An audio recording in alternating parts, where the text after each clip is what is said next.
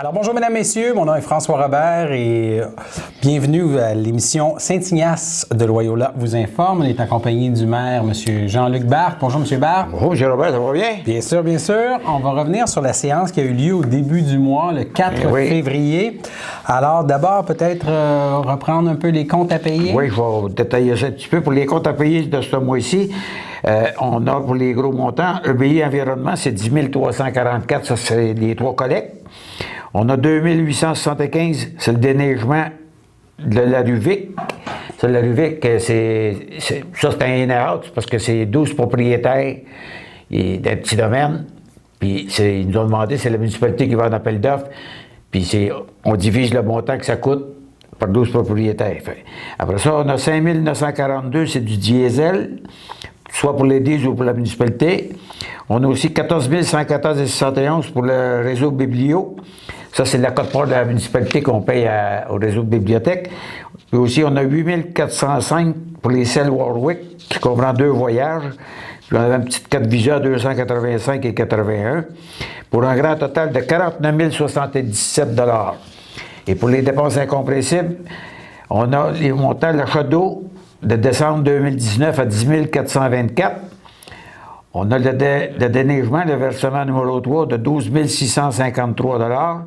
On a la quote-part de la MRC participer à l'évaluation à 48 826 $. Puis le service d'urbanisme pour décembre 2019, c'est 2 744 pour un grand total de 109 993 $. Et voici pour les comptes. C'est un peu une tradition à ce temps-ci de l'année. Il y a publication des ventes pour non-paiement de taxes, un peu toutes les municipalités du coin. Oui. Est-ce qu'à Saint-Ignace, c'est relativement semblable aux dernières années en termes de... Ça se maintient quand même. C'est toutes les mêmes... C'est beaucoup de matricules qui reviennent. On a à peu près pour 6 matricules. Ça veut dire que c'est 6 maisons où on a des terrains. Je peux vraiment pas vous dire, puis je pourrais pas vous dire les noms non plus. D'ailleurs, je ne dirai jamais les noms. Mais c'est des montants qui... Mais là, pour les paiements, pour les ventes pour le non-paiement de taxes, c'est qu'ils ont jusqu'au mois de mars de 19, je me souviens plus de la date exacte, informez-vous à la municipalité. Si vous venez payer la 3e année de vos versements, ça repousse au moins d'un an plus tard. On n'est pas obligé de les envoyer là. Puis, c'est accepté que si, un coup que c'est rendu à la MRC, bien, si vous voulez payer vos taxes, il va falloir à la MRC, il va falloir que vous payiez le total au complet. Fait que ça devrait se faire 19 mars, la date limite, que ça va aller à la MRC. Puis après ça, je pense que c'est au mois de juin pour la vente de non-paiement de taxes. Fait que c'est ceci. Il y a une demande qui a été faite à la députée de Berthier, Mme Proulx, là, en lien avec l'âge d'or de Saint-Ignace. Oui, parce que l'âge d'or de Saint-Ignace, c'est que l'âge d'or de Saint-Ignace, ils n'ont pas de charte. Ils passent tout le temps par la municipalité. La municipalité, on demande à Mme Proulx, notre députée et la ministre du Tourisme, une petite subvention qui demande de 300 $ pour aider l'âge d'or de Saint-Ignace. Puis le montant que Mme Proulx a l'octroi pour l'âge d'or de Saint-Ignace, elle fait le chèque au nom de la municipalité de Saint-Ignace. Après ça, nous autres, on fait un chèque à l'âge d'or. C'est celui-là le montant qu'il donne. Si elle donne 200, on va faire un chèque de 200, c'est un in-out. C'est rien que l'âge d'or de Saint-Ignace n'ont pas de charte, c'est pour ça qu'ils passent par la municipalité. Au point numéro 10, là, le congrès, ça, c'est une inscription? Oui, ça, c'est pour l'inscription de Mme Messier et de Mme Roxane Lemay pour le congrès de l'ADMQ qui va se tenir le 17, 18 et 19 juin 2020. Puis les coûts pour l'inscription, c'est 619 $ chaque, plus les taxes. Et aussi, ils vont au dîner-conférence qui coûte 50 $ plus les taxes applicables. Puis ça, c'est sûr certain que c'est résolu que les frais de déplacement, de repas et d'hébergement sont remboursés, mais avec des pièces justificatives. Ça, on n'a pas le choix, même les comptables nous l'exigent. Et même le gouvernement, il a fait en sorte que toutes les municipalités aient des choses pour que pas qu'il arrive de choses comme qu'il y a eu dans le passé, qui se sont payés des grosses sorties. Et là, vous faites une demande à la Sûreté du Québec, conjointement avec d'autres municipalités, pour obtenir des cadets pour l'été qui vient. Oui. On demande à la Sûreté du Québec d'avoir 2 cadets, comme qui se fait pour la Velleterie. Puis aussi, ils se partagent 2 cadets, la ville Saint-Gabriel puis la ville de Berthier. Là, nous, on le demande, ça concerne Sainte-Élisabeth, Saint-Cuthbert, Saint-Barthélemy et Manneville, ainsi que Saint-Ignace-de-Loyola. Donc, ça veut dire qu'on a 5 municipalités. Puis les cadets coûtent à peu près 20 000 pour l'été. Puis la Sûreté du Québec en paye 10, puis les municipalités en payent 10. Ça veut dire que nos 10 municipalités, les 5 municipalités qu'on a, ça nous coûterait 2 000 chaque, mais des cadets sont là. Puis moi, il faut fournir 400 heures en chaque municipalité pour les 5 municipalités. Mais nous autres, on aimerait les avoir parce qu'on pourrait les envoyer au camp de jour. On pourrait les envoyer à des centres de bateaux, à essayer de sensibiliser le monde de comment procéder, puis selon ce qu'on leur dirait. Puis aussi, de temps en temps, ils vont se promener peut-être en bicycle, ils vont peut-être s'arrêter un stop, arrêter des citoyens, leur expliquer que c'est quoi la sécurité routière, ainsi de suite. C'est pour sensibiliser le monde à être prudent, surtout quand il y a des stops, faire vos stops, ainsi de suite. C'est pour la sécurité des citoyens, tout ça. Mais je sais que c'est bien apprécié à la Velletrie, c'est bien apprécié par la ville ici, puis par Saint-Gabriel. Entre autres aussi, vous dites à la rampe de mise à l'eau pour peut-être un petit peu... Bien, c'était un petit peu pour essayer de... On va leur expliquer parce qu'il y en a beaucoup, quand ils arrivent, ils mettent leur bateau sur leur trailer, mais ils restent en descente pour mettre leur stock dedans. Tandis qu'on sait qu'il faut qu'ils remontent tout de suite. Puis nous autres, quand on a remonté le chemin là, on a mis des tuyaux dans le fossé, justement pour faire une place exprès pour eux autres. Il y a au moins 2 ou 3 places pour des bateaux se placer là. Puis là, ils peuvent tous placer leur stock là, sans nuire à la descente. Parce qu'il y en a qui veulent descendre, mais il y en a d'autres qui veulent monter aussi. Fait que c'est justement pour ne pas avoir de congestion.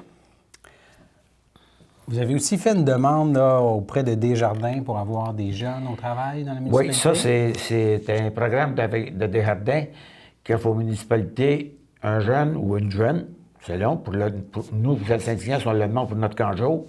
Puis des entrevues sont passées par Carrefour Jeunesse Emploi. Puis c'est eux autres qui déterminent. Mais Desjardins, lui, il fait l'application, les jeunes vont appliquer, ils vont appliquer sur les faits que Desjardins, il met dans ses bureaux, ou bien dans Carrefour Jeunesse Emploi aussi.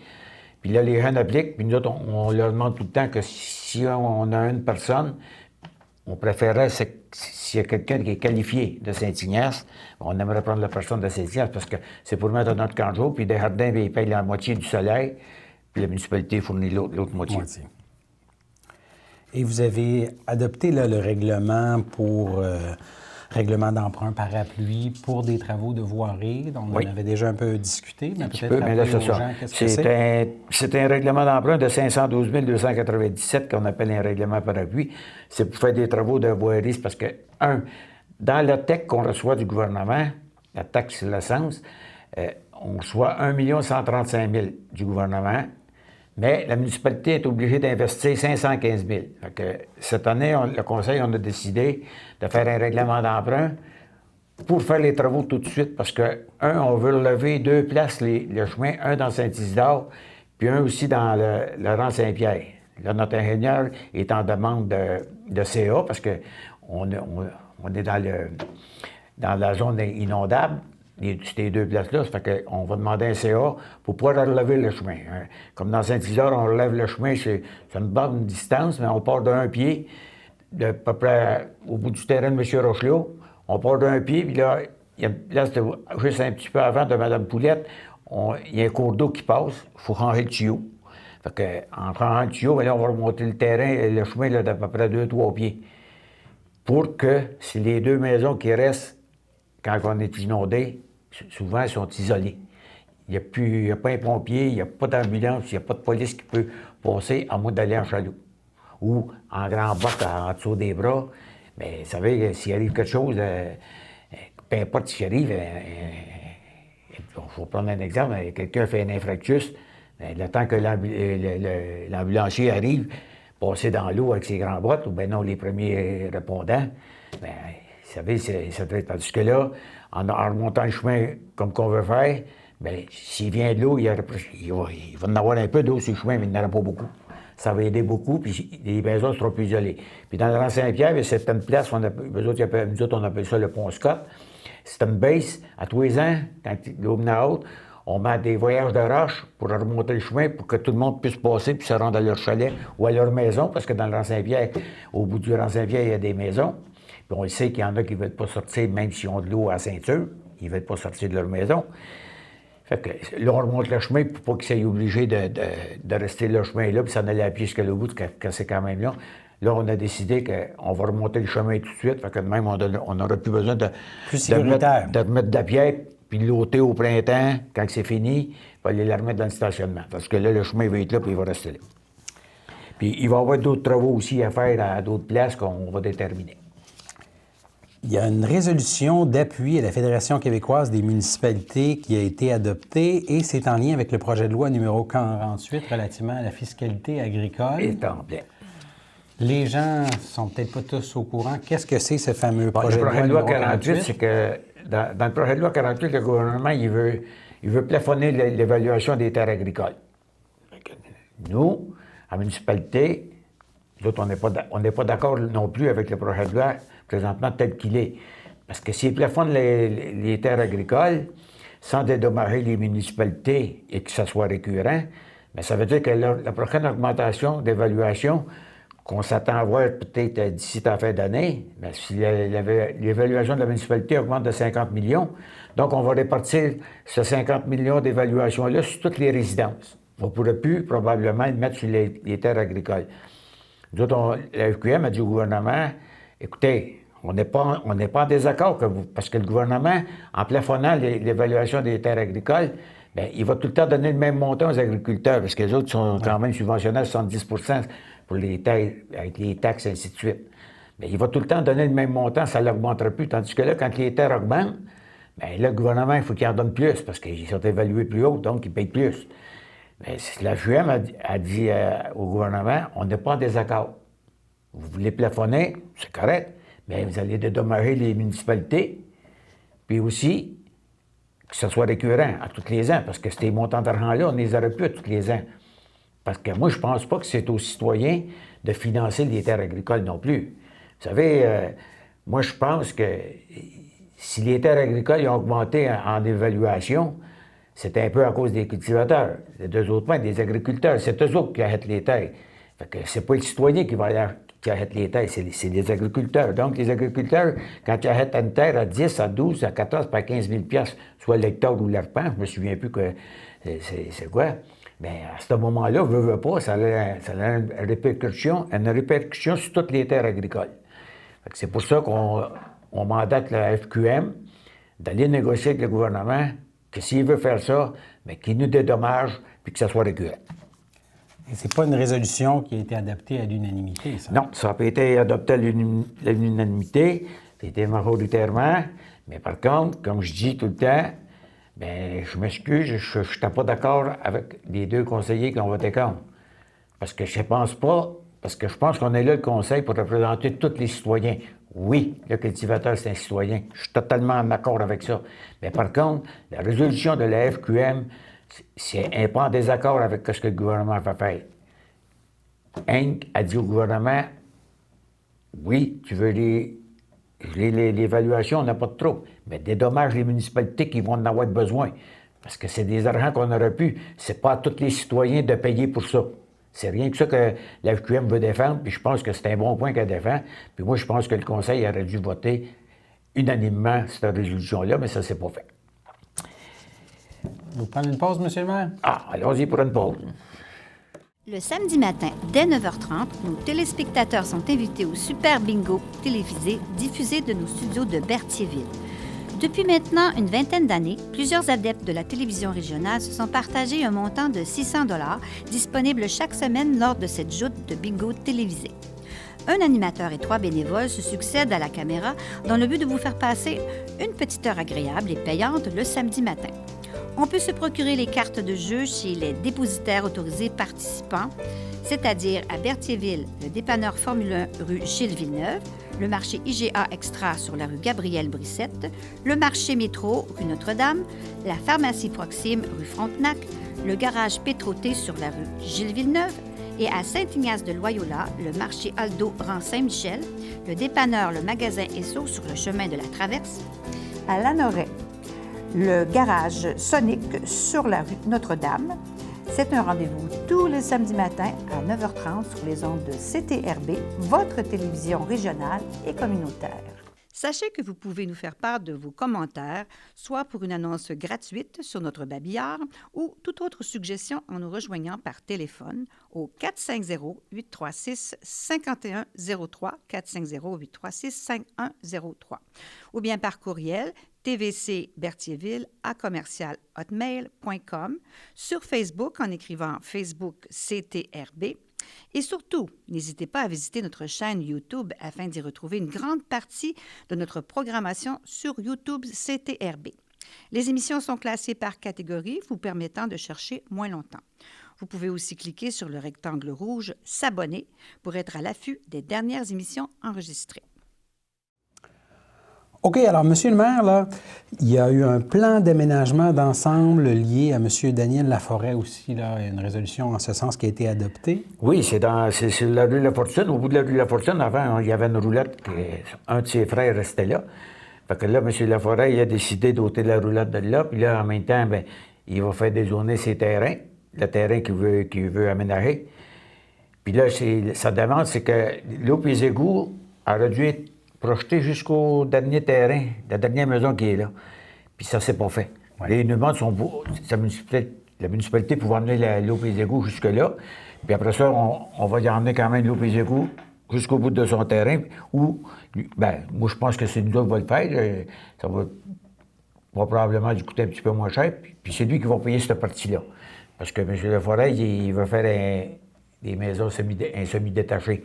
Fait que moi, je pense que c'est une bonne chose. La municipalité, on a accepté son plan d'aménagement. Puis c'est sûr et certain que dans son plan d'aménagement, il va falloir qu'il prévoie au bout de la rue un rond-point, ou s'il va aller plus loin pour faire l'eau et les égouts, éventuellement, s'il voudrait vendre d'autres terrains, mais ça, il faudrait qu'il nous avise d'avance. Mais au bout, si le chemin ne débouche pas, on n'a pas le choix, ça nous prend un rond-point. En temps normal, là, on demande 100 pieds en rond là, pour que les déneigeuses, les vidanges et les toits collectes passent, puis aussi des ambulances, ainsi de suite. Oui. C'est plus... Et ce changement-là, ça l'a amené aussi un amendement de zonage. Ça l'amène à un amendement au règlement de zonage 237, parce qu'il est dans la zone d'AD6. AD6, c'est une zone agricole, puis nous autres, en amendant le règlement 237, c'est pour... donner un usage permis des résidences unifamiliales isolées, bifamiliales isolées, puis permettre l'agriculture. Puis l'implantation du bâtiment principal, puis les autres marges, bien, c'est toute la même chose que notre règlement a ailleurs. Puis aussi, si je me m'abuse, la hauteur maximale pour les habitations unifamiliales et bifamiliales est fixée à 2 étages maximum. Et là, il y a un nouveau système qui va entrer en vigueur pour les vignettes de stationnement à la rampe de mise à l'eau. Oui. Là, ça va être une vignette par propriété. Par propriété, autrement dit, tout le monde qui réside à Saint-Ignace, qui va avoir une vignette, soit auto ou remorque, ils ont le droit à une vignette. Mais par contre, si le monsieur, ben non, le couple, ils ont 2 enfants, puis que les enfants, ils ont des permis de conduire, mais ils vont pouvoir venir chercher leur vignette. Ils ne seront plus limités à 2 vignettes comme avant. Puis aussi, ceux qui ont des chalets dans les îles, qui sont 5 propriétaires, mais ils vont avoir le droit à une vignette chaque. Bien, on le sait, par les 2 années qu'on a faites, on a quand même regardé ça puis étudié ça un peu, on sait qu'on a de la place de stationnement encore. Il en reste. Fait que la municipalité s'est dit, on va prendre 20 places de stationnement dans le fond. On va l'offrir à du monde extérieur qui va venir descendre tout le temps là. On va leur offrir, c'est ça. La vignette, elle va leur coûter 200 piastres. Que ce soit Berthier, Repentigny, n'importe où. Si le monsieur veut venir de Berthier ici, bien, sa vignette, elle va lui coûter 200 piastres, puis ça va être pour l'été. Tant que le chose va le permettre. Et ça servira ensuite à l'entretien, tout ça. C'est ça, ça va. Si jamais on vend les vignettes, les 20 vignettes qu'on va faire à 200 piastres, bien, le montant d'argent qui est là, ça va servir à l'entretien du stationnement, puis de la descente si jamais on a de quoi faire. Vous savez, la descente de bateau, on vient d'investir à peu près, vous direz, pas loin d'un 20-25 000 dedans. Là. Oui. Fait que on l'a commandé, puis même, ça, c'est dans la descente. Le stationnement, l'année d'avant, on avait mis au moins pas loin de 20 000 pour tout l'aménager encore mieux. Est-ce qu'il y a du changement là, dans les tarifs pour le camp de jour pour les non-résidents? Bien, il va y avoir un petit peu de changement. Du changement un petit peu plus. Oui. C'est parce que là, à l'heure actuelle, le camp de jour, nous autres, les résidents de Saint-Ignace, ils payent 165$ par famille. Là, s'il reste de la place, là, après le. Rendu au 18 mai, s'il reste de la place, parce que c'est à partir du 18 mai qu'ils vont pouvoir le demander, tous ceux de l'extérieur, s'il reste de la place, à partir du 18 mai 2020, bien, on va charger 400$ par famille. Ça veut dire que s'il y a une famille, elle a 3 enfants, c'est 400$. Si elle a un enfant, c'est 400$. C'est pas comme... Il y a des plages, je sais qu'ils chargent, mettons, le premier enfant 300 quelque chose, le deuxième un petit peu moins, puis le troisième encore la même chose, 300, encore un petit peu moins, mais après ça, s'il y en a 4-5, c'est tout le temps le même montant. Nous autres, à Saint-Ignace, on s'est dit, non, on va charger par famille, parce qu'il y a des familles, oui, ils sont capables de payer. Il y a 400$ bien, extérieur, même à 165$ à Saint-Ignace, il y a des familles qui sont capables de le payer. Mais il y en a d'autres, des fois, c'est un petit peu plus serré. Oui. Fait qu'on s'est dit, à 160, on a commencé à 150$ par famille, puis ça fait tout de même quand même 4-5 ans, on est rendu à 165$ par famille. Fait que je pense que c'est pas un montant élevé. En plus, il faut le dire, parce qu'il ne faut pas oublier, cet argent-là, c'est le camp de jour qui la municipalité, on ne fait pas d'argent dedans, là. Le camp de jour, puis en plus, il y a une sortie à tous les jeudis. Puis c'est 4 jours semaine aussi. Le camp de jour Saint-Ignace, c'est 4 jours semaine. C'est du lundi au jeudi. Ouais. Le vendredi, il n'y en a pas. Fait que moi, je pense que... Puis c'est un camp de jour que je trouve qu'il va bien, qu'il se finance très bien, il s'arrange, puis on a des bons moniteurs, puis on espère que ça va continuer longtemps. Fait que, on dit, pour les résidents de Saint-Ignace, ça va commencer, je ne me souviens plus la date, là, mais c'est au mois de mars, je pense, mars ou avril, ça commence pour les résidents de Saint-Ignace, un coup que ça va être fini, s'il n'y a plus d'inscription dans le 18 mai, là, le monde extérieur qui vont vouloir demander, ils vont pouvoir. Il y a le dépôt du rapport annuel sur l'application du règlement sur la gestion contractuelle. Ça, c'est quelque chose que vous êtes tenu de faire chaque année. C'est après ça, c'est justement, c'est l'application du règlement. La gestion contractuelle de la municipalité de Saint-Ignace est résolue, mettre aux archives. On fait ça tous les ans. C'est un qui est d'ailleurs, c'est un dépôt du rapport, du règlement de gestion contractuelle. Il y a une signature d'un contrat avec Bell pour la fourniture du service d'appel d'urgence. Bien, ça, c'est le 911. Vous savez, sur votre facture de téléphone, peu importe où, sur quel que vous avez tout le temps le 911 que vous payez. Puis la municipalité, on va signer un contrat avec Bell aussi encore parce qu'on veut que ce service-là reste là parce que moi, puis même pas que nous, le conseil, mais toute la population trouve que c'est un bon service parce que le 911, qu'il arrive quelque chose n'importe où dans la maison, vous appelez le 911, puis c'est pas long que les services viennent. Puis, moi, je peux vous le dire, je me suis servi une fois pour ma fille qui était malade. On a fait le 911, puis je vous dis, 10 minutes après l'ambulance, elle était en cours. Efficace. C'est une bonne chose pour les citoyens. C'est une bonne protection aussi. Puis souvent, quand il n'y a pas d'ambulance, bien souvent, c'est les pompiers qui arrivent. Et si les pompiers arrivent, soyez pas inquiets parce que quand les ambulances sont pas proches, on envoie tout le temps les premiers répondants. Les premiers répondants, c'est les pompiers. Ils sont formés, c'est ça, ils vont stabiliser jusqu'à temps que les ambulances arrivent. Et là, vous allez faire mesurer l'accumulation de boue? Oui, c'est dans on a nos 3 bassins à l'usine de filtration. Fait que là, à tous les ans, c'est une obligation du gouvernement, il faut faire mesurer les boues. Fait que là, on va donner ça, si je ne m'abuse, c'est... attendez un peu. Ecotech H2O. Offre de service d'Ecotech H2O. Il va venir mesurer les boues, puis c'est au coût de 1 240 $ plus les taxes. Et ça, on espère, on se croise les doigts, puis on se dit, on espère qu'on va être encore bon pour une couple d'années avant de... Parce que quand on va dans un lac pour vider les boues, là, c'est pas donné. Ça coûte cher. Oui. Les travaux de rehaussement, une partie de la chaussée, ça, c'est en lien à ce que vous racontiez tantôt. Oui, là. Le 23, le service professionnel de M. Lambert, ça, c'est des factures qui avaient déjà été autorisées, mais qu'il n'avait pas envoyé la facture. Fait que là, il nous a envoyé la facture au montant de 3 395. Je pense qu'il y avait 2 ou 3 contrats qu'il avait fait. Puis là, on a demandé un offre de service pour le travaux de rehaussement d'une partie de la chaussée du Saint-Isidore et du Rang-Saint-Pierre. C'est justement là, c'est là qu'il fallait qu'il allait demander un CA à l'environnement. Puis on s'attend qu'on l'aide, notre CA, parce qu'il faut les remonter les chemins pour protéger les citoyens. Puis ça, ben lui, pour faire les places des devis, ben il charge 2500 $ plus taxes. Puis c'est sûr certain que les CA qu'on va avoir, ben si la municipalité va falloir qu'elle paye l'environnement puis la faune, c'est tout le temps un montant chaque. Les certificats d'autorisation. Les certificats d'autorisation, mais parce que quand vous demandez un certificat d'autorisation à l'environnement, mais la faune, elle veut sa part à l'évêque. Oui.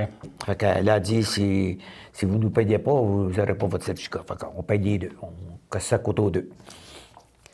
Et vous avez fait demande de subvention pour les chemins et les rues? Oui, on demande à Mme Proulx, comme tous les ans, un montant de 30 000 $ pour les chemins de rue, parce que la municipalité, on a une partie qu'on a investi un petit peu d'argent dedans. Même, je dirais le même montant qu'on demande. On espère d'en avoir un bon montant, parce que vous savez, des chemins de rue, parce qu'à fois, quand on n'a pas grand argent, on n'en fait pas long. Non. Puis c'est pas long de dépenser 30 000 $. Ça monte. Est-ce qu'il y a des choses à signaler au niveau des dons? Oui, des dons. variable? On a un don ici, c'est les places aux jeunes, pour un montant de 250 $. D'ailleurs, avant, c'était 180 $ qui demandaient. Ça dépendait de la population qui avait des municipalités. Puis là, cette année, ils sont arrivés, ils demandent 250. Les places aux jeunes, moi, je trouve que c'était une bonne initiative, c'était un bon organisme. On les aide. C'est sûr que c'est pas un gros montant, mais au moins, avec toutes les municipalités, s'ils donnent les montants qui est requis, bien, ça leur fait ça de plus pour pouvoir organiser d'autres choses. D'autres choses à signaler? Bien, écoutez, moi, non, j'ai pas grand-chose à signaler, excepté que j'ai une bonne nouvelle annoncée, c'est qu'on avait demandé une subvention dans la Nouvelle Horizon, je crois. Ça, c'est pour les aînés, et ainsi de suite, parce que comme vous l'avez vu, à la bibliothèque, dans nos jeux d'eau, on a mis 3 bancs. On a mis un entre le jeu d'eau et les jeux des enfants. On a mis des tables pour ceux qui jouent à la pétanque, puis un banc. Là, cette année, on avait demandé les montants, on a éligé jusqu'à 25 000 $. On a demandé les montants pour mettre un système de son dans le sol de l'église. Parce qu'à l'heure actuelle, il y a un système de son qui appartient à la FADAC, mais la FADAC ne le paye pas personne. Fait que donc, là, on a obtenu notre subvention. Donc, on va essayer de chercher, on va s'informer des personnes qui connaissent bien ça pour savoir qu'avec le 22 ou 25 000 qu'on va avoir, si on est capable de faire 2 systèmes de son, un au sol, puis un en haut aussi dans l'église, parce que dans l'église, le système qui est là, je vous le dis, là, il est dû. Puis en même temps, je veux qu'il soit, si jamais le projet de l'Église se concrétise, si jamais il arrive comme on va passer par les citoyens avant aussi, mais qu'on peut prendre ce système-là, puis l'enlever de là, puis le remettre dans une nouvelle bâtisse s'il y avait lieu. On veut s'informer pour qu'on est capable de tout faire ça. C'est la bonne nouvelle que j'ai annoncée qu'on a ça. Puis là aussi, bien, vous savez, on est en demande de subvention aux finaux pour changer tout notre système de pompage. Je m'attends de bonnes nouvelles aussi de là. Puis là, on a le RSIM qu'on n'a pas de nouvelles pour l'Église, justement pour l'Église. Puis aussi, bien, on vient de faire une semaine ou deux qu'on a envoyé une demande de subvention dans le programme de BI pour le chalet des loisirs. Il y avait d'ailleurs une dame, durant la période de questions, qui avait demandé qu'est-ce qui arrivait avec l'Église. Avec l'Église, c'est comme je dis, dans le RSIM, on n'a pas eu de nouvelles. Lorsque le RSIM va nous donner une nouvelle, si elle est favorable à la subvention, parce qu'on est éligible quand même à 65 %, à 60 si tu ne mets presque pas de bois dans ta bâtisse, mais comme on va mettre beaucoup de bois, il y a un 5 % qui se rajoute. Fait que, à 65 % à ce moment-là, lorsqu'on aura l'écrit comme quoi c'est favorable, puis l'officiel, là, on va s'asseoir, on va tout calculer nos choses, comment qu'on va procéder, de où est-ce qu'on va prendre l'argent, puis comment est-ce que ça va être quoi les modalités de paiement. Écoute, tout ça va être fait, on va faire une réunion à l'Église avec tous les citoyens, on va leur expliquer le projet. Un coup qu'on va leur avoir tout expliqué le projet. En gros, c'est quoi qui serait fait là? Bien là, le but à l'heure actuelle, le projet qui a été fait, c'est qu'on jette l'église à terre. Après ça, on rebâtit sur une slab de ciment une salle de 400 personnes divisée en deux par un mur qui serait insonorisé. Oui. Pour faire 2 salles de 200. Puis au bout de ça, bien, on bâtirait les bureaux administratifs. C'était un projet d'entre 3,4 millions, je crois. Mais par contre, si on est subventionné à 60 là, je sais que nous autres, on est capable d'aller chercher un petit montant pour les salles dans la tech, parce que ça va être quand même une salle multifonctionnelle. Fait qu'en allant chercher un autre montant, un autre bon montant dans la tech, on pourrait mettre avec ça. Après ça, on verra ses règlements d'emprunt pour faire le restant. Puis, on va vous dire comment est-ce qu'on va procéder pour faire les paiements de tout ça. Mais écoute, tout ça va être fait. On va vous réunir, les citoyens. On va vous expliquer le projet. On va tout vous expliquer. On n'a rien à cacher. Puis, écoute, tout ça va être fait. Là, on va faire un référendum dans la municipalité comme qu'on a fait pour l'achat de l'église. Écoute, le référendum, s'il est favorable, là, la municipalité va aller de l'avant. Est-ce qu'il y a une partie de ce bâtiment-là qui servirait encore des fois pour des célébrations? Non. Non. Oui, le nouveau bâtiment. Ah Oui. oui, ça, c'est sûr et certain, mais il y a une partie, comme que je dis, on divise la salle en deux, de 200 personnes. Là. Ils vont continuer à faire des messes là, parce que nous autres, j'ai été voir, moi, c'était à Sorel, je ne me souviens plus comment ça s'appelle, la municipalité. Il a fallu qu'ils jettent l'église à terre. Ils l'ont fait, ils ont bâti une salle, ils ont bâti des bureaux administratifs, puis ils se sont fait une bibliothèque eux autres mêmes en dedans petite, puis il y avait une salle d'à peu près 180 personnes. Puis les messes se tiennent là. OK. Puis même, quand on a été visité, il y avait eu la Pâque qui a passé, puis l'évêque qui était là, puis c'est lui qui a célébré la messe. Puis on parle de municipalité de 260 habitants. Oui. Un projet de, je pense, pas loin de 1,8 million, je pense. Donc, la réponse pour ça, C'est ça. pourrait arriver assez bientôt. Là. Bien, j'aimerais bien ça qu'elle arrive bientôt parce qu'on pourrait mettre en branle tout ce qui arrive. Vous savez, en demande de subvention, les projets sont analysés. Là, on sait que dans le finaux, on a eu des contacts, on a eu des demandes que les autres nous ont demandé pour compléter. On leur a envoyé tout ce qu'ils nous ont demandé. Là, on espère d'avoir le montant parce que l'autre, le finaux, c'est 80 Puis vous savez que tout refaire nos systèmes de pompage pour les égouts, là, on parle des montants, je dirais plus 400-450 000. Mais s'ils payent 80 il ne reste plus grand-chose pour la municipalité à payer. Puis ça, vous savez que pour les égouts, bien, le règlement d'emprunt qui se ferait là, si on a un règlement d'emprunt de 80 000, bien, si on le mettra sur 10 ou 15 ans, c'est pas des gros montants. On serait peut-être même pas obligé d'augmenter les taxes pour ça. Oui. Mais au moins, puis c'est rien que ceux qui sont sur les égouts qu'il faudrait qu'ils payent, parce que c'est le système pour les égouts. On se croise les doigts, puis on se dit, si on peut avoir toutes nos demandes de subvention pour tous les projets qu'on a, bien, ça va être une bonne affaire. Alors, on aura peut-être des nouvelles de ce... Si on arrive dans les prochains jours, là, à la prochaine assemblée, qui est le premier mardi du mois de mars? Si on a des bonnes nouvelles, soyez assurés qu'on va vous en faire part. Merci beaucoup, M. Barre. Ça me fait plaisir. Bonne fin de journée. Bien, vous aussi.